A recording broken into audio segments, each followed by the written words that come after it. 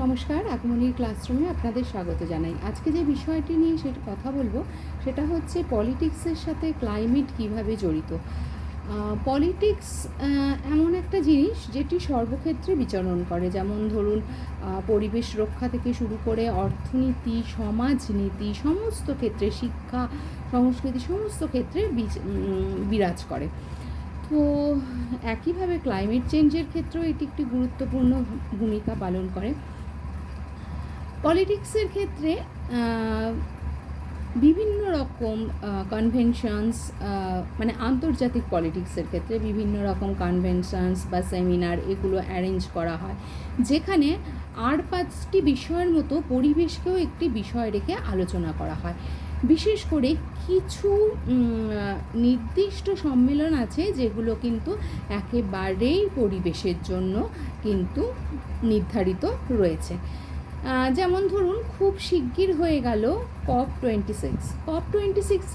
আমি আমার ভিডিওতে আলোচনা করেছি, যারা দেখতে চান তারা একটু পেছন দিকে গিয়ে দেখে নেবেন, আর যারা নতুন তারা একটু সাবস্ক্রাইব করে দেখে নেবেন। তো সেখানে কী বলা হয়েছে? সেখানে বলা হয়েছে ক্লাইমেটকে ভালো রাখতে হবে, ক্লাইমেটকে জিরো এমিশনের দিকে নিয়ে যেতে হবে, কার্বন এমিশনকে, এই সমস্ত কথা বলা হয়েছে। এছাড়াও আরও অনেক কনভেনশন, যেমন রামসার কনভেনশন, হ্যাঁ, সেখানে ওয়েটল্যান্ডকে রক্ষার জন্য বলা হয়েছে। এছাড়া আমাদের ভারতেই রয়েছে ministry of environment and climate change, যেখানে শুধু ক্লাইমেট সংক্রান্ত সিদ্ধান্ত নেওয়া হয়।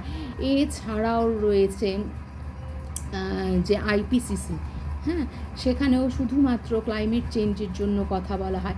এইভাবে দেখা গেছে বিভিন্ন নীতি নির্ধারণ, হ্যাঁ, এবং বিভিন্ন সম্মেলনের মাধ্যমে কিন্তু পরিবেশকে বাঁচানো, বিশেষত জলবায়ুকে রক্ষা করার কিন্তু চেষ্টা করা হয়েছে।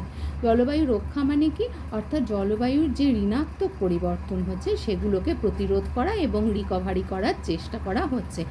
তো আজকের এই বিষয়টা যদি আপনাদের ভালো লেগে থাকে, লাইক, কমেন্ট, শেয়ার করবেন, এবং নতুনরা আরও একবার বলছি সাবস্ক্রাইব করে রাখবেন, পাশের বেল আইকনটি প্রেস করে রাখবেন নতুন বিষয় জানার জন্য। ভালো থাকুন, সুস্থ থাকুন, সচেতন হয়ে জীবনযাপন করুন।